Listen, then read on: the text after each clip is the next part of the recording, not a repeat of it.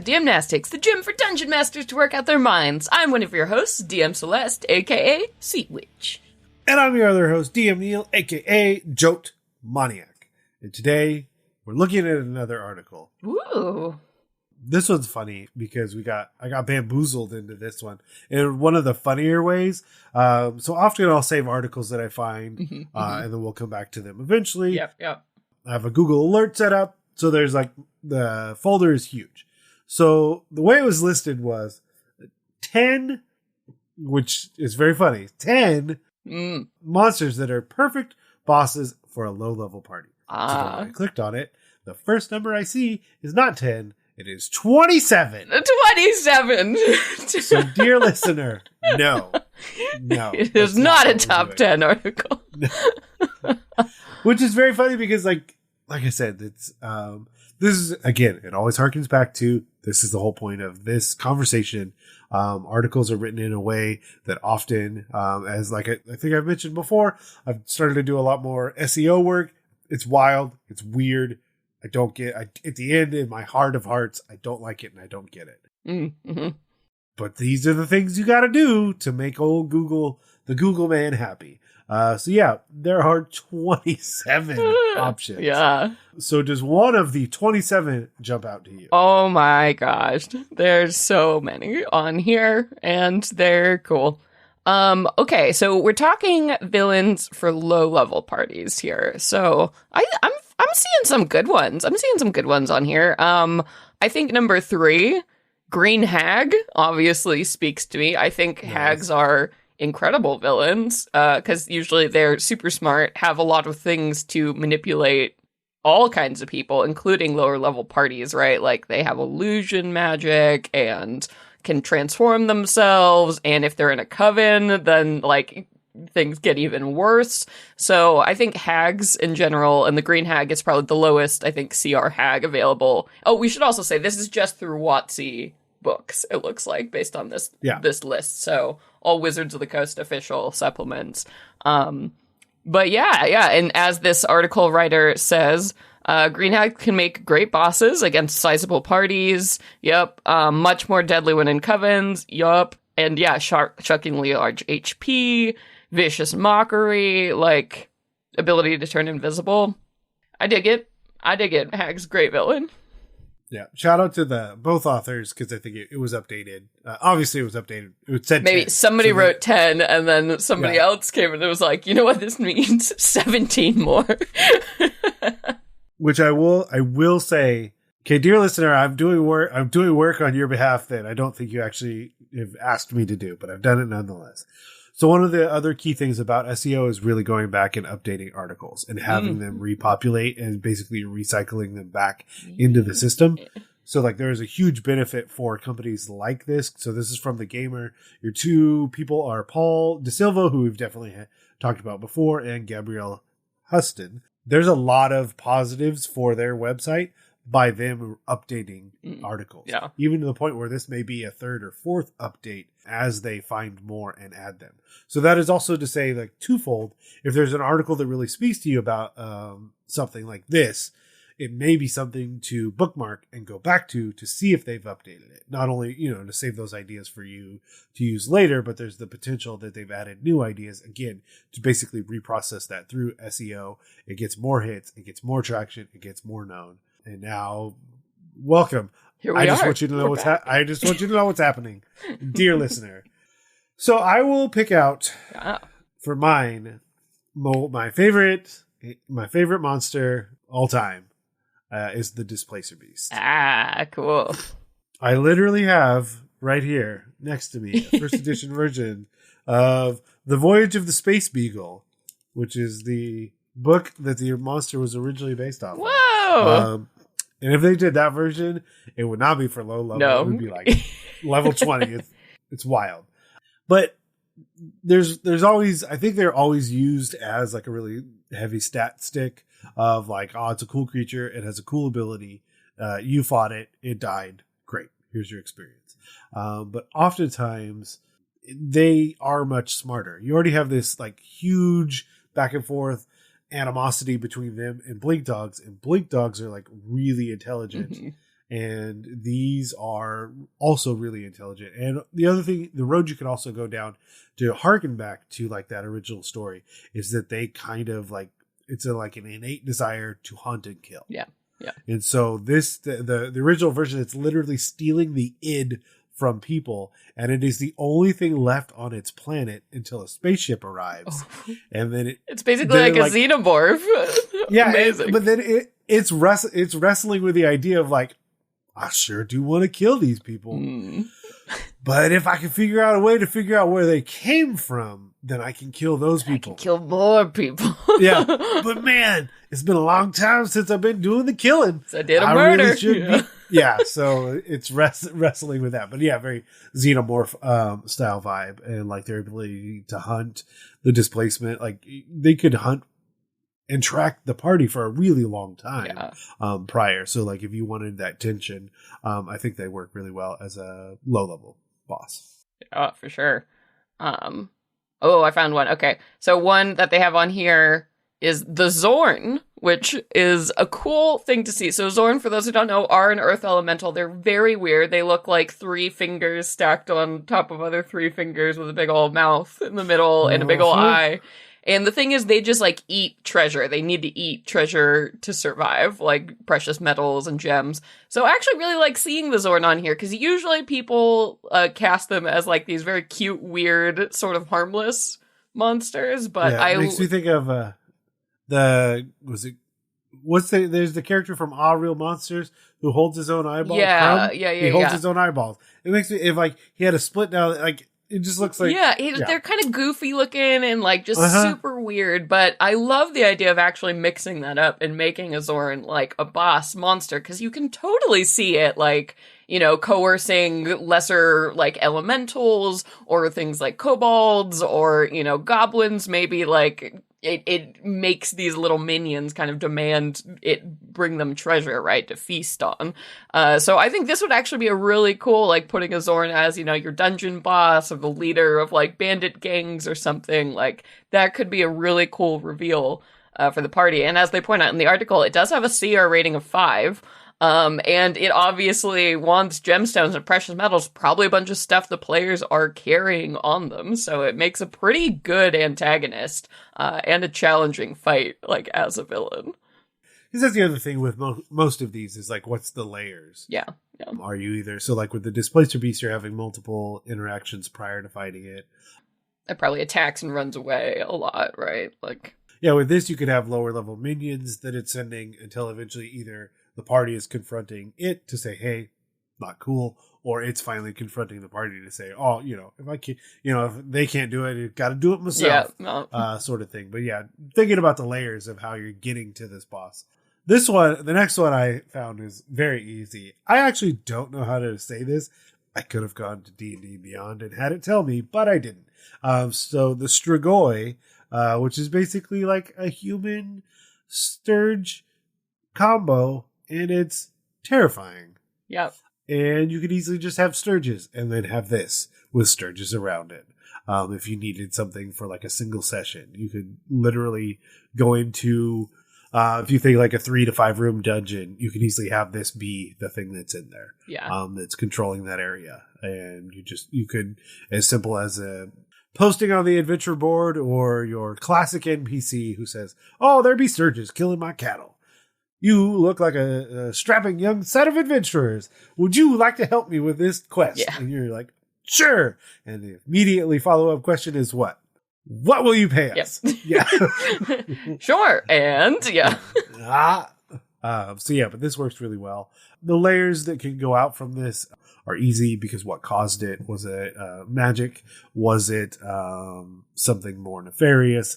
Are you willing to give this issue, if you will, to another player because they've been attacked, and so now it's either like, you know, mimics lycanthropy or vampirism. I guess it's kind of both, because that's exactly what this is doing. It kind of looks like the werewolf problem, but also sucks your blood out. Speaking of, that's also why this is a terrifying low-level adventure. Yep. Because it can do a bunch of necrotic damage, and when it does it, it steals it from you and regains those hit points. Yeah. So yeah, you want to get your low-level party terrified, this is another great Get one. them ready to kill it with fire. This is a good, this is a good option. No, we don't go into there. We set the whole thing on fire. A whole thing. Just throw in a match and a keg of oil. Nope. What about the loot? Nope. Not important. Not worth it. Okay, what's one more? Yeah, so this is another weird one. So I think I'm drawn to the weird ones on here because the satyr is on this list.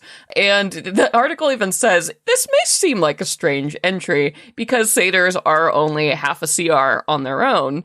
But the deal is they do have a bunch of really powerful enchantment magic and options, essentially, that allow them to charm creatures, frighten them, put creatures to sleep.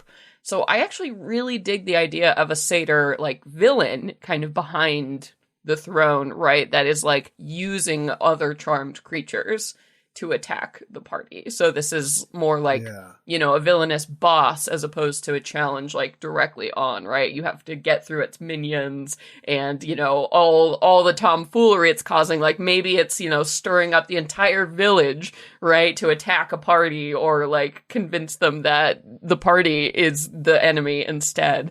So I think satyrs, this is... Yeah, again, because they're usually cast as sort of these friendly allies or like, kind of goofy drunks or just like party people, right, that aren't really a threat. But I can really see a satyr being a really cool villain when you look at it, pull the camera back a little bit.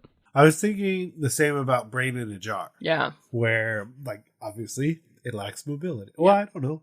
I take that back. I don't know what its jar is currently equipped with. Yeah, maybe it can levitate. I don't know. Yeah, but like the same thing of it orchestrating the things through charm person, hold person, spells, hiding itself away, or having contingencies. Yeah. Where if the party does get close enough, it drops to the floor and they can't get to it before it can get away because it has a minion in the floor beneath, ready to run anytime it drops down. Yeah. So there's a lot you can do with orchestrating the big bad without them being, air quote, super powerful. Yeah. Okay. This is one I have never used. And so I think we'll end with this one because the number 18, the Flail Snail. Oh, I was looking at that one too going, is it really though? How could Yeah. So my thought is like, how do you layer that? Yeah. Because again, that's kind of the big thing about it's being a boss. It's not an encounter. Right. So, and for those who don't know, again, really just go and look up what a flail snail is because it's hideous. It's got the little eye stalks that are flails that it whips people with. It's got like a reflective shell that bounces back spells. So they're really extremely hard to kill and fight for sure. Like that's not the question, but like, up to 5 attacks. Yeah. So with each of its little eyeball stalks that are actually flails. So, I mean, horrible to fight. But yeah, as a villain? Yeah. Okay. What is it? Hit me with it. Okay. We're going to Fern Hit me 5 times with it. Okay. So sprites, pixies, or other creatures that are tiny or diminutive have been harassed by the Flail Snail. You either have it that I would have it that your party.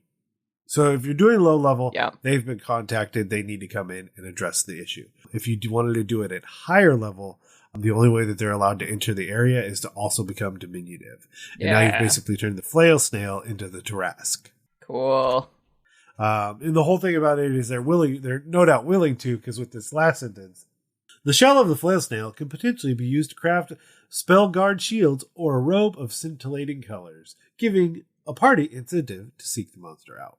I mean, that could be the other thing, is that it could be that they've been tasked with getting magical materials. Oh, yeah. Okay. So I went and read the description and be like, what is it that makes flail snails an issue? So apparently they eat everything, all rocks, sand, soil, crystals, like ore mines, whatever it is. So they like devastate. So like one of these gets in a mine too. That would be like terrible. So maybe it's also, I mean, I think we could piss off earth elementals, we could piss off dwarves, we could piss off fae, like you said. Like, these things could definitely be a problem to a lot of people.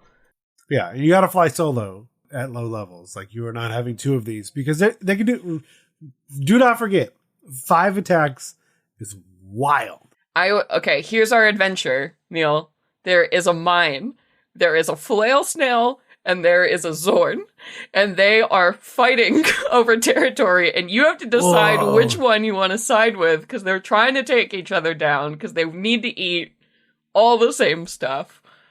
There you go. Okay, well, I mean, we gotta know. We've got to know. Which side are you going down on? I mean, I personally have a deep fear of snails. I do not like them. They freak me out. So I would be Team Xorn all the way. I'm Team Xorn because we could just banish it. Because isn't it from a different plane? The Xorn? Yes. Yeah. The Xorn is from a different plane. Yeah, I'm all in. I'm not saying we'd banish it right away. I'm just saying we have that kryptonite in the box. Yeah, we're ready, just in case. Comes down to it, banished. Banished. Perfect, yes. Team Xorn. Got it. Team Xorn. Yep. This podcast is Team Xorn.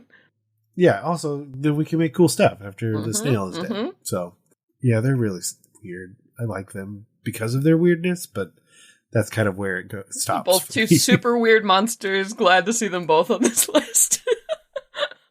But if you enjoyed this and you want to tell us about a low-level monster that you've been adding as a boss, you can always leave us a rating review on Apple Podcasts, your podcatcher of choice, wherever you want to.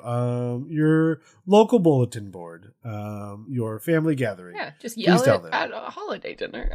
Yeah, and of course, if you always want to reach out, tell us if you're Team Xorn or Team Flail Snail, you can email us at DMNastics@gmail.com, and make sure to follow us on Twitter /X at DMs_block.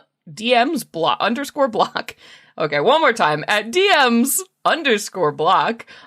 Follow Neil at JokeMoniac or me at C. Conowitch. And for everything else on the network, check out blockpartypodcastnetwork.com.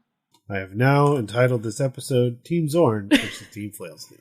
Yes. Because I realized I didn't name it until It's the perfect name. Sometimes it takes time. It's a very confusing title until the very end. Until the very end. That whole section. A huge thank you, as always, to the bards over on Bombarded for our intro and outro music. For everything else they're doing, head over to bombardedcast.com. But rather than let these mental gains go to waste, let's head to taking your supplements. Taking your supplements! You've got an exciting thing to tell today.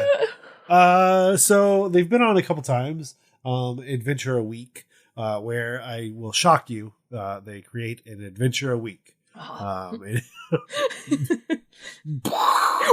blown. I know. And so after we had them on, I offered my services to write an adventure, and I wrote one. And luckily and thankfully, they have access to a lot of the Kobold Press monsters. So I created something called the Standing Stones of Selene. And basically there is a swamp naga as the big boss, which is really a solid boss to use for lower level parties. And yeah, there's adventure, there's learning, there's battle. I mean, I guess what is a question you would have for me? I don't know what to say without being like, oh, here's the whole thing. Yeah, what is the product? How can I get it?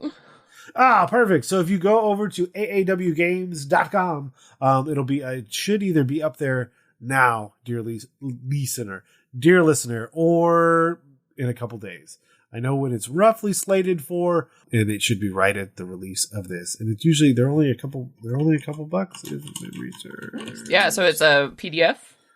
Yeah, it'll be a PDF with all of them are basically there's a map. There's a Game Master version, a player version. There's custom art. There's a piece of custom art for each of them. And then it's broken down into the individual sections. That's kind of how it worked as a person doing it too. So it's really, really straightforward process.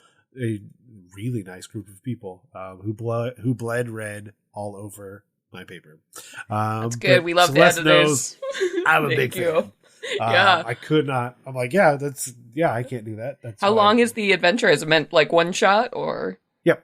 One shot. So it's a one shot kind of thing where basically you show up, there's problems at the stones, people have gone missing, and you need to find out why. Ooh, heck yeah. I can't wait to download it. Well, perfect. We will, if I can, I will have a link directly to it. If not, I will have a link to the area that you should be able to find it as soon as it's released. But with that, we'll turn out the lights and head out of the gym.